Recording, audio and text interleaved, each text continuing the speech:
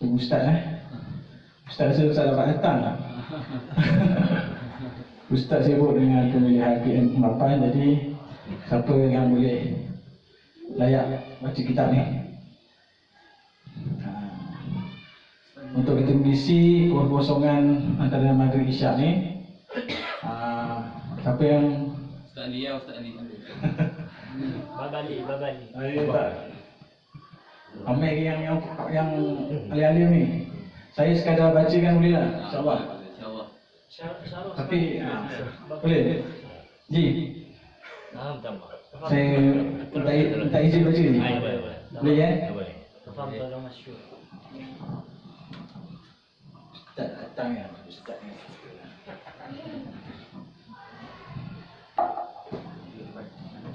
Kemak No. Kita terlebih dulu, ini kita mengisianlah kalau ikutkan Ustaz Imam Musabah punya slot, tapi dia ada khusus. Jadi Ustaz Imam Musabah memberi memberi izin untuk saya bacakan kitab Martabat Ilmu Ulama. Kitab ni saya dah datang dengan Ustaz Imam Musabah juga, dan Ustaz pun dah bagi sanad. Jadi Ustaz kata saya boleh bacakan, bukan ngajar, bacakan untuk program malam ni. Jadi saya pun sebenarnya saya tak layak sebenarnya terima, tapi oleh kerana Ustaz dah cakap macam tu, saya cubalah sekadar membaca dan kita kongsi sama-sama, iaitu kitab mengenai martabat ilmu dan ulama. Jadi malam ni apa yang Ustaz saran kepada saya, dia suruh baca adab-adab menuntut ilmu, sebab kita ni semua adalah penuntut ilmu pada sedikit kan. Jadi saya bacalah sikit sebanyak untuk mengisi ruang kosong yang antara maghrib isyak ni. Bismillahirrahmanirrahim. Alhamdulillahil alamin. Wassalatu wassalamu ala asrafil anbiya'i wal mursalin sayyidina Muhammad wa ala alihi washabbihi ajma'in. Amma ba'd. Tahu saya sebenarnya tak boleh bersila. Boleh pun tapi tidak lama. Kursi. Tak. Jadi sebelum tu saya minta izin daripada tuan-tuannya Haji Makno, minta izin untuk saya duduk depan ni, tempat yang tak sesuai untuk saya sebenarnya. Dan minta izin pada abang Amir kita, Tuan Habib, ni orang wahid seperti Ustaz sendiri, Ustaz Faizi, Nizam, Cu, semua ada, Kia semua lah, Alim semua, ini apa Syekh semua lah. Jadi saya minta izin untuk membaca, saya harap tegur lah, insyaAllah. Bismillahirrahmanirrahim.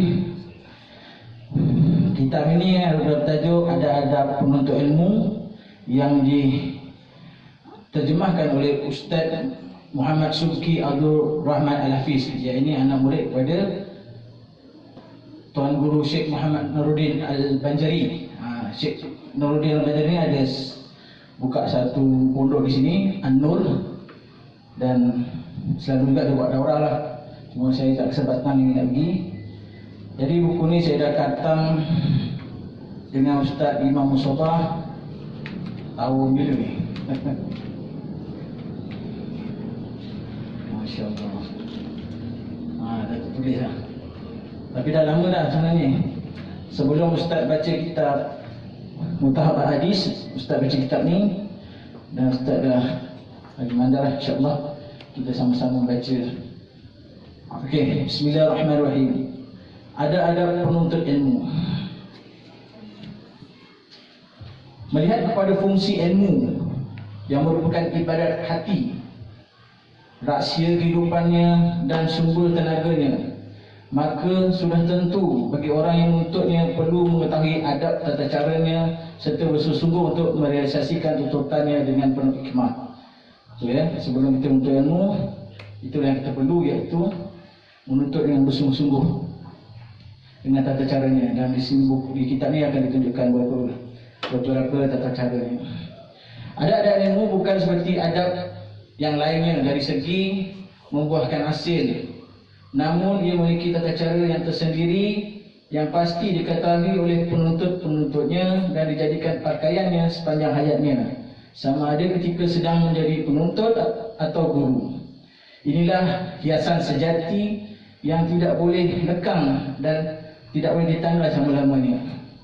Mana digenggam berat seperti Nabi SAW cakap, dapat ilmu tu kita genggam, genggam seperti kita menggigit dengan gigi garham kita kuat ni. Jangan lepaskan ilmu yang kita dapat. Dengan ini maka dibuka ilahi pintu-pintu cahaya makrifat, limpahan-limpahan kurnianya serta pancuran-pancuran hikmah dan pemeliharaan darinya. Iaitu pada Allah lah. Mana Allah membuka cahaya makrifat dan Allah melimpahkan kurniaan dan pancuran-pancuran hikmah pada orang yang menuntut ilmu di dalam majlis ilmu ini. Di mana bila kita buat majlis ilmu ini, walaupun saya sekadar membaca, tetapi ini dinamakan majlis ilmu Rariyatul Jannah, dan malaikat-malaikat sedang mendoakan untuk kita keampunan maghfirah. Jadi itulah kelebihan duduk di dalam majlis-majlis ilmu. Dengan ini maka dibuka, kita baca sekali. Tetapi sekiranya lalai dan cuai dalam hati adat-adatnya, maka kita akan berhadapan dengan kegagalan dalam menggapai maksud. Ini kerana sesiapa yang salah mengambil jalan, maka tidak akan mendapat perkara yang dimaksudkan. Maknanya di situ, kalau kita lalai dalam kita mengaji tapi kita lalai, kita tidak serius, tak bersungguh-sungguh, maka kita berhadapan dengan kegagalan. Ilmu yang kita belajar, ilmu kita belajar tu kita nak amalkan.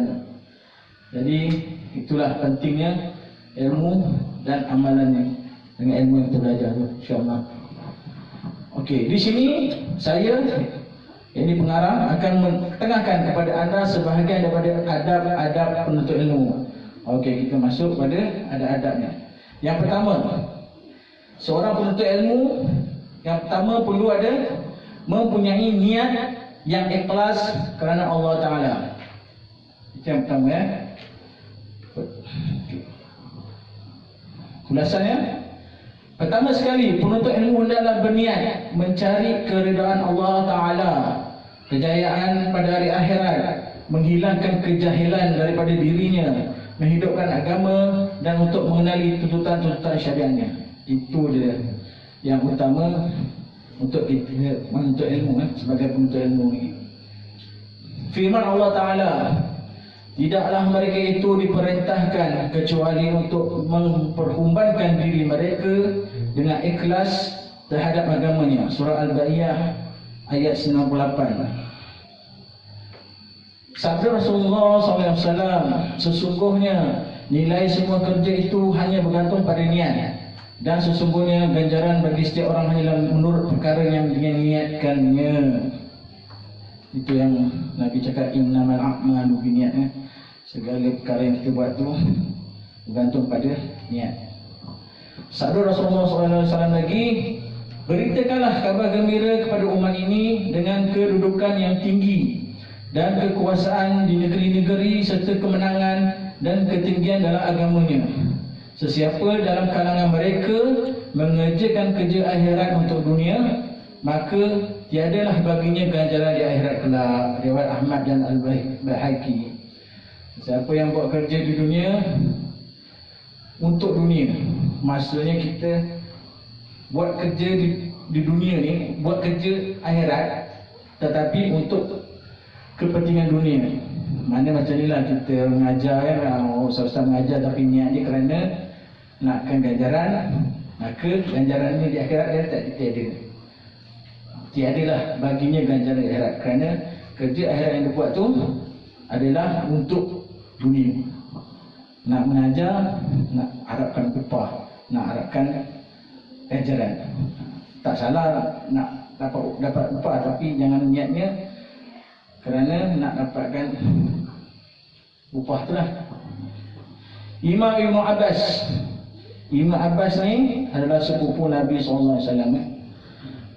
Imam Ibn Abbas radhiyallahu anhu berkata, sesungguhnya seseorang itu hanya akan diberikan ganjarannya menurut kadar niatnya. Maksud ikhlas di sini adalah menghendaki dengan kerja taatnya akan taqarrub, yakni mendekatkan diri kepada Allah Taala. bukan untuk unsur-unsur yang lainnya seperti berlakon bagi menarik perhatian orang lain, untuk mendapatkan pujian, kasih sayang dan sanjungan dan lain-lain seumpamanya. Itu niat-niat dunia. Dia mengaji untuk mendapatkan sijil, lalu sijil tu dia untuk mendapatkan pengiktirafan, pujian daripada orang ramailah. Itu niat-niat yang salah.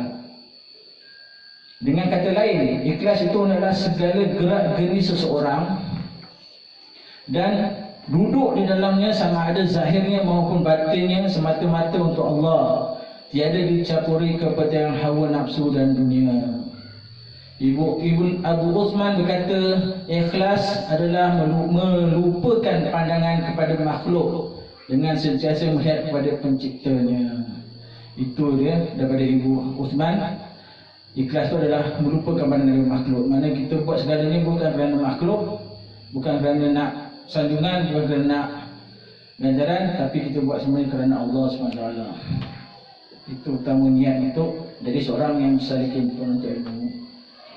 Seterusnya, kedudukan ikhlas amat tinggi sekali nilainya di alam wujud ini.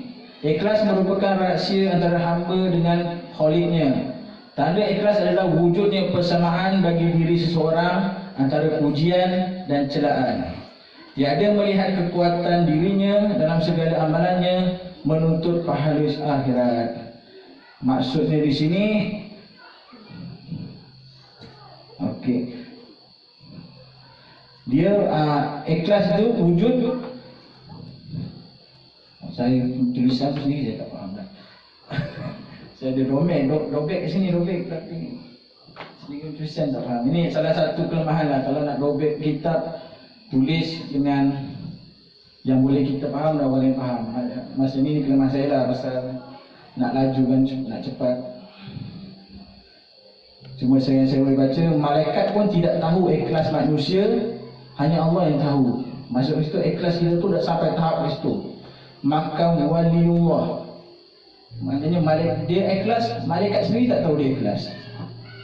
Malaikat sendiri tak tahu keikhlasan dirinya, hanya Allah yang tahu dia ikhlas. Itu tahapnya. Itu tahap maka waliullah lah. Habis itu.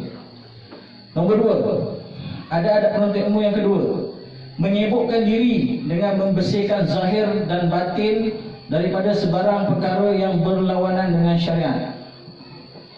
Seorang penuntut adalah wajib beriktikad dengan akhlak-akhlak yang baik yang dituntut oleh syarak, menghias diri dengan perkara-perkara kepujian dan sunnah-sunnah dalam segala keadaannya.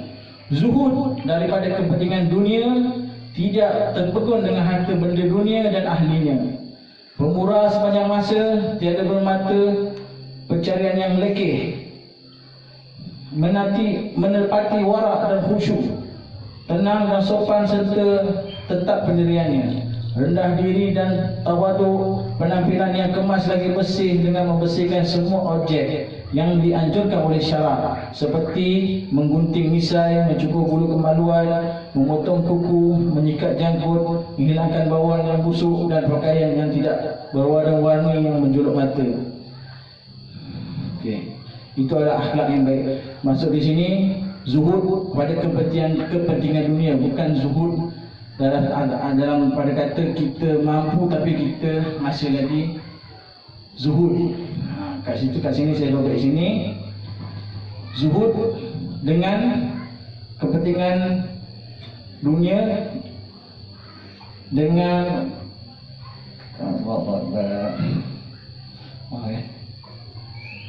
apa yang kita miliki yang dilihat oleh orang, supaya kita rasa kita lebih susah, lebih kurang, lebih teruk, lebih buruk dari orang, sedangkan kita tidak seperti itu. Maksud kat situ, maksudnya zuhud kita ni, kita agak kita diri kita ni yang paling tak betul, paling buruk. Walaupun orang tengok kita yang hebat, kita ambil ilmu, tapi zuhud kita masih merendah diri. Situ maksudnya. Kita merendah diri. Bila kita merendah diri, kita tak rasa kita lebih hebat dari orang. Kita tengok orang tua, kita kata orang tua ni lebih hebat dari aku sebab ilmu dia lebih tinggi, dia lebih pengalaman, dia lebih awal mengaji daripada aku. Kalau cuma orang muda, kita cakap orang muda ni lebih hebat sebab dia masih muda, dia tak banyak usaha lagi. Kita dah berumur, kita dah banyak usaha daripada orang muda ni. Macam itulah dia punya maksud. Seterusnya, kata Abu Hatim. Abu Hatim ni ulama tabi'in. Diceritakan oleh Abdullah bin Abu Umar Al-Bakri, katanya, aku mendengar Abu Malik Al-Maimuni berkata, sejauh pengetahuanku, tiada aku melihat ada orang lain yang lebih bersih bajunya serta kemas, sangat mengambil berat dengan misainya, dan semua rambut di tubuh badannya di samping mana jubahnya yang putih melepat berbanding Imam Ahmad bin Hanbal. Imam Ahmad bin Hanbal penampilan dia sangat cantik, sangat kemas. Itulah orang yang beradab dengan ilmu. Bukan orang ilmu ni dia zuhud, bajunya selekeh, kotor, compang camping sebenarnya, walaupun dia mampu, tapi dia kerana nak zuhud, itu zuhud yang salah lah, yang tak betul. Seterusnya, Al-Rabi meriwayatkan bahawasanya beliau pernah memberitahu seseorang dengan katanya, kalaulah kamu melihat Imam Syafi'i dengan bajunya yang bersih, kemas serta kefasihan tutur katanya, nescaya kamu pasti mengkaguminya. Seorang lagi Imam Mazhab Syafi'i, Imam Mutabah ni. Tadi Imam Ahmad, ini Imam Syafi'i yang bajunya bersih dan kemas. Jadi orang yang berilmu ni kena kemas, bersih, sedap mata mandang. Oleh sebab itu, wahai penuntut ilmu, janganlah kamu mengambil ringan soal-soal adab dan sunnah Nabi Muhammad SAW. Hal ini kerana orang yang mengambil ringan dengan perkara adab, nescaya akan terhalang daripada keberkatan mengamalkan sunnah. Orang yang mengambil ringan soal sunnah, maka akan terhalang daripada mengamalkan perkara-perkara fardu. Sesiapa yang mengambil ringan dengan soal fardu, maka sudah tentu akan terhalang daripada kejayaan akhirat. Itu orang adab seorang yang berilmu, orang yang mengaji lah, untuk ilmu. Penampilan perlu kemas, tutur kata perlu baik, jangan ambil ringan, tetap perkara sunnah. Seterusnya,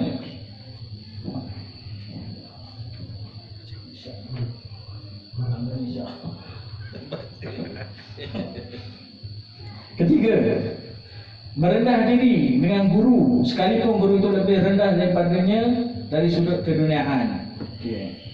Penuntut ilmu adalah bersikap rendah diri atau tawaduk dan beradab terhadap orang yang pernah mengajarnya, sekalipun ia lebih muda, kurang terkenal dan kurang baik dan lain-lainnya. Bersikap rendah diri terhadap ilmu adalah sangat penting agar ilmu itu dapat diperoleh. Kita banyak disuruh oleh syarak dengan beberapa keadaan untuk bersikap rendah diri, lebih-lebih lagi dengan hal menuntut ilmu. Kata ulama, ilmu itu menerangi penuntutnya yang bersikap tinggi diri, sebagaimana air bah yang menerangi tempat yang tinggi.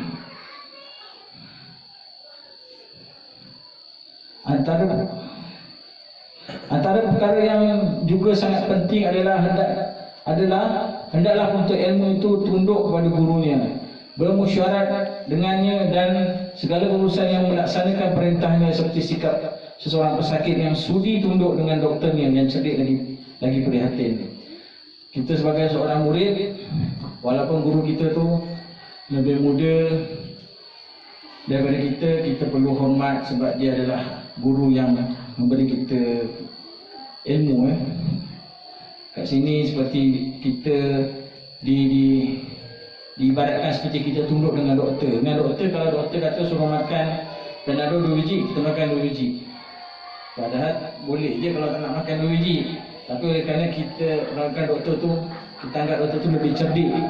Begitu juga dengan guru kita. Guru kita ni lebih cerdik daripada kita. Jadi kita ikut dan kita hormat dia. Pernah satu hari Imam Syafi'i ditegur oleh seorang ekoran daripada sikap beliau yang cukup merendah diri terhadap para ulama.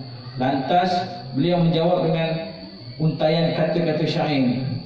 Patutkah diriku ini bersikap lebih kurang terhadap para ulama, sedangkan mereka sudi memuliakan diriku? Ingatlah, sekali-sekala tidak akan dimuliakan diri yang ego, yang tidak mahu merendahkannya. Kalau ada sikap ego dalam menuntut ilmu tu takkan susah nak masuk. Ada kalanya kadang kita mengaji dengan guru yang lebih muda, yang baru lepas belajar, yang kurang pengalaman, tapi dia ada ilmu, dia layak mengajar. Tapi oleh kerana kita ni dah lama mengaji, dah berumur, jadi kita rasa kita ada sifat ego. Kalau ada soalan tu, kita bukan soal yang kita tahu, kita soal nak test power ilmu guru. Selalu jadi macam tu. Padahal kita tahu soalan jawapannya, tapi kita nak test power. Itu satu yang sangat-sangat ditegak. Ustaz Imam Surah sangat-sangat tegak lah perkara ni. Kalau nak soal yang kita tak tahu, jangan kita soal atas dasar kita nak test power ilmu guru. Itu sangat-sangat ditegak. Seterusnya, Imam An-Nawawi berkata dalam kitab Faidul Qadir ketika mensyarah sabda Rasulullah SAW, merendah dirilah kamu kepada orang yang kamu pernah belajar daripadanya. Kata beliau, hadis ini mengisyaratkan bahawa ilmu itu tidak akan diperoleh melainkan dengan bersikap merendah diri dan memasang pendengaran. Sebenarnya sikap merendah diri seorang penuntut ilmu terhadap guru yang membawa pada ketinggian darjat. Kehinaan diri di hadapannya menjadi kemuliaan, dan tunduk terhadapnya merupakan satu kebanggaan. Kehinaan diri kita di depan guru kita itu adalah satu kemuliaan, dan tunduk kita dengan guru kita itu adalah satu kebanggaan. Kebanggaan dalam menuntut ilmu ni. Pernah satu hari Imam Ibnu Abbas radhiyallahu anhu mengambil tali kenderaan yang dinaiki oleh Zaid bin Sabit radhiyallahu anhu, dan beliau pun berkata, demikianlah kami disuruh oleh syarak untuk melayani para ulama kami. Kemudian Zaid radhiyallahu anhu pun mengucuk tangan Imam Ibnu Abbas radhiyallahu anhu seraya berkata, demikianlah juga kami disuruh melayani ahli keluarga Nabi kami sallallahu alaihi wasallam. Semoga Allah melimpahkan taufiknya kepada kita semua. Di sini saya topik bab mencium tangan. Mencium tangan ini yang saya dapat daripada Imam Syafi'i. Tidak, cium tangan adalah harus. Dan orang yang dicium tangannya berhak untuk tidak dicium ataupun dibiarkan untuk cium. Untuk bagi penuntut ilmu, digalakkan untuk mencium tangan guru sebagai tanda hormat. Jadi ada setengah kita yang mengaji dengan guru yang muda, untuk menghilangkan rasa ego kita salam dengan guru muda kita tu, kita salam, kita cium tangan dia. Itulah salah satu cara untuk menghilangkan rasa ego kita. Walaupun dia muda 10 tahun daripada kita, walaupun dia muda 15 tahun daripada kita. Selalunya budak-budak baru lepas belajar kan, dia mengajar tajwid ke budak hafiz. Kita ni umur dah 40 lebih. Jadi dia guru kita nak hilangkan rasa ego kita salam dia, kita cium tangan. Kecuali kalau dia tarik tangan dia, itu hak dia, itu hak guru. Tapi sebenarnya nak hilangkan rasa ego kita cium tangan guru kita itu. Itu salah satu tahap tawaduk pada diri kita terhadap guru dan terhadap ilmu. Ya, alhamdulillah.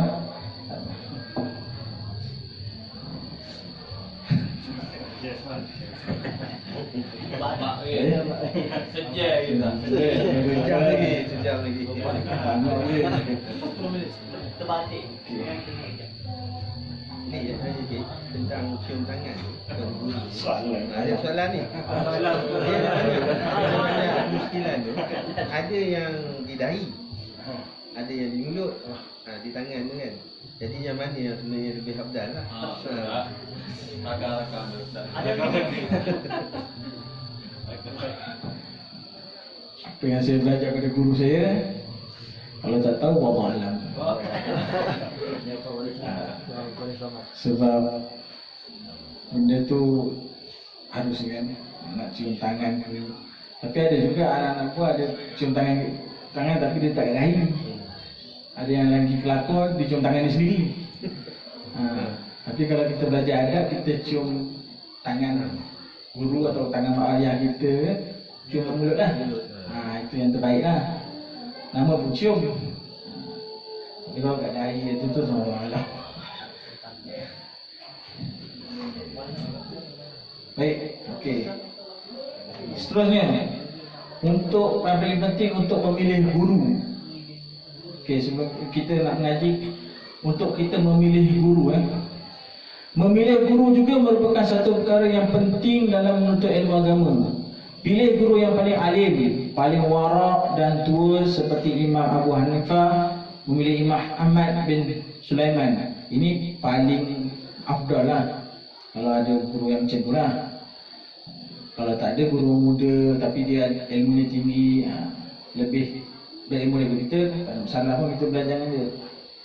Okay. Setelah beliau memikirkan masa-masa Imam Abu Hanifah kata beliau, aku telah mendapatkan guru yang sopan dan tetap pendiriannya, penyantun dan penyabar. Tuan guru itu adalah yang sempurna keahliannya jika boleh, mendalam makrifat ilmunya, teguh pegangan agamanya, terkenal kewarakannya serta kebaikannya. Oleh sebab itu Ibnu Sirin, Imam Malik dan beberapa orang ulama lagi berkata, sesungguhnya ilmu ini agama, maka hendaklah kamu perhatikan terlebih dahulu daripada siapa kamu akan mengambil agamamu. Di sini ada saya dobit. Kurang-kurangnya kalau kita nak mengaji, kita duduk dalam majlis tu dengan guru tu, sekurang-kurangnya kita belajar dengan dia selama 4 kali pertemuan. Maknanya 4 kali mengaji, kita tengok cara dia, kita tengok percakapan dia, adab dia, barulah kita sama ada kita nak teruskan atau kita mufarakah dengan cara yang beradab. Dan paling penting tu istikharah lah. Syekh Ibrahim kata, penuntut-penuntut dahulu apabila mereka datang kepada seorang tuan guru untuk belajar, mereka terlebih dahulu memerhatikan kewatakannya, solatnya dan keadaannya. Kemudian barulah mereka mengambil ilmu daripadanya. Apa yang ditekan oleh guru kita Ustaz Imam Sobah, kalau nak guru ni tengok guru tu dia solat kat mana. Kalau dia solat kat rumah atau solat pun waktu tak jaga, tak payah ngajak belajar dia. Tapi kalau guru tu solat di masjid, di waktu jemaah, tawaf apa, istiqamah, itu yang sesuai. Macam ni dia kata, tengok Ibnu Sirin dan Imam Malik kata, hendaklah kamu perhatikan terlebih dahulu kepada siapa kamu mengambil agamamu. Perhatikan guru tu, sembahyang dia kat mana, cakapan dia, kewatakan dia. Kalau lepas solat tu duduk kat meja VIP kan, cara cakapan dia, mengata ke tak mengata. Macam guru kita, dia senyap, tawaduk, orang cakap pun senyap. Itu yang guru yang terbaik lah. Patut kita belajar, ambil keberkatan daripada sifat dia. Syekh Ibrahim berkata, penuntut-penuntut dahulu apabila mereka datang kepada seorang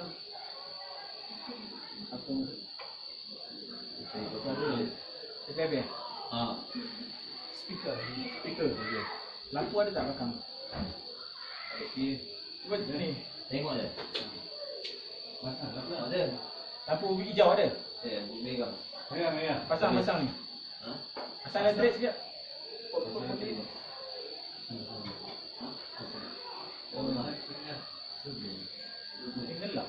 Pasang yang tengah.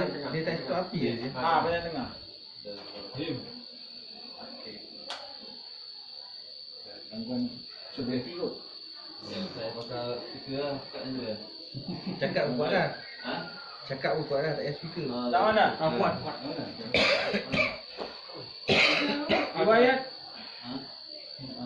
Riwayat daripada Imam Sauri katanya, sesiapa menimba ilmu daripada orang yang ahli bid'ah, maka Allah tidak akan memberi manfaat dengan ilmunya. Sesiapa yang bersalaman dengannya, sesungguhnya dia telah merungkai tali-tali Islamnya satu persatu. Ahli bid'ah Terang ahli bid'ah. Ahli bid'ah ni ahli yang dia membid'ahkan suatu benda yang Nabi SAW tak buat. Pada bid'ah ni ada dua, bid'ah dalalah dan bid'ah hasanah. Bid'ah yang boleh beri manfaat seperti pakai mic. Yang mic ni dulu buat zaman Nabi mana ada mic. Jadi bid'ah yang baik seperti tahlil semua tu kan. Jadi kalau ada guru-guru yang cantas tahlil ni bid'ah, kunut ni bid'ah, padahal benda tu ada nas, ada dalil. Guru-guru macam tu kita janganlah belajar guru tu. Dan kat sini disebut kita bersalam dengan dia pun dia akan merungkaikan tali-tali Islam satu-satu. Mana ilmu-ilmu kita terungkai kalau kita salam orang ahli bid'ah. Itu pentingnya kita tahu guru-guru yang kalau kita pergi dengar dalam YouTube ke, kalau ustaz tu tegas cakap bid'ah ni, tahlil ni bid'ah, Nabi tak buat. Apa lagi? Ayat doa kunut ni bid'ah. Mana ada doa kunut? Sedangkan Imam Syafi'i buat doa kunut. Dia empat mazhab. Jadi siapa dia dengan nak dibandingkan Imam Syafi'i? Jadi guru ni kita hindarkan. Jangan mengaji dengan guru macam ni. Kita cari guru yang Ahlussunnah wal Jamaah tu yang benar. Seterusnya sikit ya. Alhamdulillah, insya-Allah. Banyak ilmu dalam sesuatu bidang ilmu tidaklah mencukupi bagi seorang guru untuk digelar ahli dalam bidang ilmu. Oleh sebab itu, hendaklah dia mengetahui beberapa jumlah lagi bidang ilmu yang saling berkaitan seperti bidang-bidang ilmu syariat. Untuk dia seorang guru, perlu ada banyak bidang-bidang ilmu. Fiqh, tasawuf, tauhid, atau ada ilmu-ilmu apa dipanggil tu, ilmu nahwu, saraf, ilmu apa tu? Ilmu ayat. Ilmu alat, nahwu, saraf. Itulah. Nak jadi seorang ulama kena ada 24 dasar saya. Bidang-bidang ilmu yang dia faqih, yang dia mahir. Okey, last ini yang paling penting. Memilih sahabat yang soleh. Ada adab menuntut ilmu. Untuk kita menuntut ilmu, perkara yang seterusnya, memilih sahabat yang soleh. Penuntut ilmu adalah pandai memilih sahabat. Usah bergaul dengan orang yang tidak baik tingkah lakunya. Sebaliknya, bergaulah dengan orang yang boleh memberi faedah atau yang kita dapat mengambil faedah daripadanya. Selalu orang cerita kalau kita berkawan dengan orang yang berjual minyak wangi, kita dapat bau wanginya. Kalau kawan dengan orang yang bersihkan najis lembu kambing tu, kita dapatlah bau najis tu. Itu dia punya ibaratnya lah. Jadi kita kena pandai memilih kawan. Ada juga orang kata kalau kita nak kawan dengan orang mak rempit, kawan dengan orang yang lepak kat tembok ni, kita kawan tu tujuan kita nak dakwah. Seperti Ustaz LPU kan. Tapi kita kena kuat. Kalau kita tak kuat, kita yang didakwah kan. Elok-elok kita tak berempit, sibuk dah BTCM apa semua nak berempit. Tapi kalau kita kuat tak apa, kita masuk dalam line diorang, tapi kita berdakwah. Contoh seperti Ustaz LPU kan, dia kuat, dia pergi jumpa orang jalan main skateboard, wakpang tu, dia boleh berdakwah. Dan orang pun banyak yang ikut dia, orang muda. Itu yang terbaiklah, tapi kita kena kuatkan diri kita lah tu. Seterusnya, sekiranya kita terlajak berkawan dengan orang yang suka mensia-siakan umur, kalau kita terlajak kawan kawan lama itu semua, dan tidak memberikan manfaat, serta kita tidak dapat mengambil manfaat daripadanya, maka putuskanlah hubungan dengannya secara perlahan-lahan dan lembut sebelum perwatakannya mempengaruhi kita. Itu cara dia. Kita tak boleh nak dakwah, kita tak boleh nak bawa dia ke jalan yang elok, kita pelan-pelan keluar daripada mereka, tapi dengan diiringi dengan doa lah supaya dia dapat hidayah kan. Jika sudah terpengaruh pula, maka susahlah dilepaskan daripada diri seorang itu. Biarlah dalam persahabatan itu kita memilih orang yang memiliki watak-watak seperti baik, berakal, kuat pegangan agamanya, bertakwa, wara', banyak melakukan kebaikan dan sedikit keburukan, mulia budi pengertinya, tidak banyak berdebat, suka mengingatkan kita ketika lupa, dan sanggup pula membantu kita dalam kesusahan, dan ringan tulang, ringan tangan menghulur bantuan. Dan jika kita sedang bersedih, maka dialah orang pertama yang menyebarkannya. Kita sedih, kita senang dia sama kita, kita susah dia sama kita. Bukan kita, bila kita senang dia sama kita, bila kita susah dia lari dari kita. Jadi itu ciri-ciri sahabat. Alhamdulillah lah, kita ni semua ada ciri-ciri macam itulah. Mana-mana kita pergi bersama, kita buat majlis ilmu macam ni. Kita praktikan sembahyang kalau jauh, sembahyang jamak pasar, sembahyang jemaah tak tinggal. Jadi pegang kawan-kawan yang macam ni. Dan jika ada salah seorang kita tergelincir, terlajak, cepat-cepat kita tarik. Contoh ada yang terleka, dah ada motor besar, terleka, nak tarik dia balik. Tak salah beli motor besar, tak salah nak bagi fun run apa semua, tak salah. Tapi kita tarik, kita jangan tinggalkan sahabat-sahabat yang macam ni. Ini sahabat kita pegang erat, sahabat-sahabat macam ni. Oleh sebab itu, kata Imam Yahya bin Mu'az, alangkah buruknya seorang kawan yang kamu masih perlu memesan kepadanya, ingatlah aku dalam doamu. Sentiasa perlu berjaga-jaga dengannya, dan kamu masih perlu meminta maaf kepadanya. Azan? Azan. Alhamdulillah. Alhamdulillah.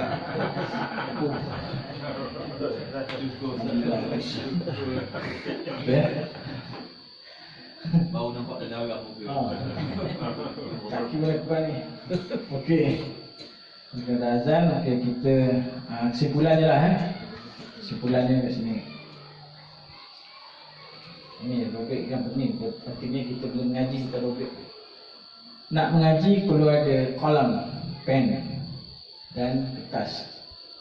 Dulu pernah ada satu ketika dalam grup kita berbahas tentang ni kan. Tapi sebenarnya di sini dia cakap jangan berkawan orang yang banyak berdebat. Tapi berdebat ni untuk kebaikan dibenarkanlah, yang eloklah. Jangan berdebat perkara yang perkara yang tak manfaat lah. Perkara macam bid'ah sunnah tu kan, pukul. So sini dia punya kesimpulan Sebelum mengaji, perlulah belajar tentang adab-adab untuk menjadi seorang penuntut. Salah satu kitab yang disarankan kitab Ta'alim wal Muta'alim. Itu kitab cara mengajar, kaedah untuk menjadi seorang pelajar. Kitab ni alhamdulillah madrasah Soleh kita dah khatam. Tahun-tahun ni kan dah khatam alhamdulillah bagi Imam Ustaz Musobah, dan insya-Allah semua dah faham dengan cara-cara adab-adab untuk ilmu tu. Jadi jangan lalai, jangan lepaskan apa yang kita dapat tu. Pegang betul-betul, pegang erat, simpan dan sampaikan pada generasi seterusnya lah. Dan untuk menjadi seorang pelajar, kita pastikan kita tidak terkeluar dari adab-adab untuk ilmu, dan kita perlu tawaduk dengan ilmu. Susah sendiri. Kita perlu tawaduk dengan ilmu yang kita pelajari. Masalah yang selalu timbul bila pelajar tidak mengaji kitab adab ni ialah siapa yang tak mengaji kitab adab ni, dia akan mengaji, dia tidak akan pandai walaupun dah lama mengaji. Itu salah satu punca lah. Kalau kita mengaji tak pandai, lepas tu kita walaupun lama tapi kita masih lagi tak pandai, tak faham, sebab kita tak belajar pokok ilmu itu, iaitu ada ilmu. Lepas tu kita tidak tawaduk dengan ilmu, Lepas tu kita suka berdebat dan suka mencek salah orang lain. Jadi timbullah sifat-sifat mazmumah dalam diri kita seperti riya, ijab dan takabur. Itu adalah dia punya punca-punca ataupun timbul perkara yang tidak elok jika kita tidak beradab dengan ilmu. Jadi alhamdulillah masuk waktu, lepas ni kita sembahyang isyak. Lepas sembahyang isyak kita makan, kita dah siap makan dah siap. Dan besok pagi insya-Allah kita sembahyang subuh kat sini. Dan untuk mengisi subuh tu sementara fajar tiba kita baca sikit lah. Jadi saya offer lah apa nak baca esok. Kita baca sikit. Kat sini ada lagi ni saya tinggalkan sikit. Ada untuk ilmu ni kan. Dua tiga helai kita baca 3 helai besok. Kalau ada siapa yang nak volunteer baca lah. Kalau tak ada, saya terpaksa baca lagi lah. Untuk mengambil kegiatan waktu selepas subuh tu, sebelum syuruk. Lepas syuruk, lepas kita kuliah subuh tu, kita sarapan dan kita ada fun game. Kita buat depan ni kan, game yang tidak memberatkan, game yang sesuai untuk semua peringkat umur. Jadi kita beriaga lah. Sama-sama besok ada hadiah sediakan sebagai kenang-kenangan. Jadi itu saja yang dapat saya sampaikan, yang dapat saya bacakan malam ni. InsyaAllah semoga apa yang kita dengar ni, apa yang kita buat ni diberkati Allah. Dan apa yang kita buat dalam majlis ilmu ni ditulis sebagai satu amal jariah ataupun ilmu yang bermanfaat sebagai bekalan kita untuk akhirat kelak. Dan semoga Allah ampuni dosa-dosa kita, dan semoga Allah memberi taufik dan hidayah kepada kita, dan semoga Allah beri istiqamah untuk kita terus mengaji hingga ke akhir hayat kita, insya-Allah. Dan saya juga menjemputlah sesiapa yang nak datang mengaji ke madrasah kami ni, Madrasah Solihin. Kami sekarang baru start baca kitab baru, kitab Hidayatul Salikin dan kitab kitab Matan Abu Suja, kitab fiqh. Baru baca mukadimah. Jadi pada kelasnya pada hari Isnin dan Khamis minggu kedua dan keempat. Hari Isnin kita mengaji kitab Hidayatul Salikin, dan hari Khamis kita mengaji kitab fiqh Matan Abu Suja yang diajar oleh Ustaz Imam Musobah, seorang guru yang tawaduk, yang zuhud dengan ilmunya. Siapa yang mau pandang jauh kenal Ustaz ni, sangat-sangat tawaduk. Dan saya sangat-sangat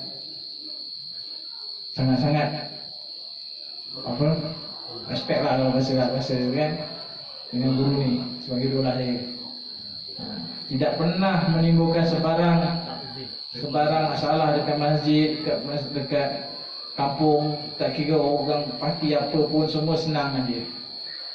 Jadi kita ambil kelebihan yang ada ni pada dirinya untuk kita mengaji dengan dia, mendapat keberkatan, dan supaya kita dapat sifat seperti beliau lah, insya-Allah. Jadi kita tutup majlis kita ni dengan tasbih kifarah dan selawat. Subhanallah jika syukur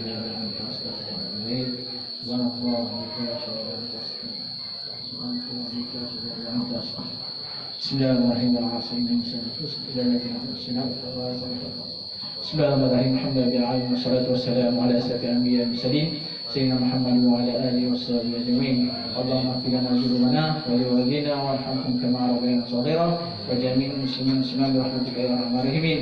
Allahumma ighfir lana bi husni khatimah wa la takhtim lana bi su'i khatimah. Rabbana zalamna anfusana wa illam taghfir lana wa tarhamna lanakunanna minal khasirin. Rabbana hab lana min azwajina wa dhurriyyatina qurrata a'yun waj'alna imama. Rabbana atina fid dunya hasanah wa fil akhirati hasanah wa qina azabannar. Wa sallallahu alaihi wasallam Muhammad wa ala alihi wasallam. Walhamdulillahi rabbil alamin. Taqabbalallahu minkum.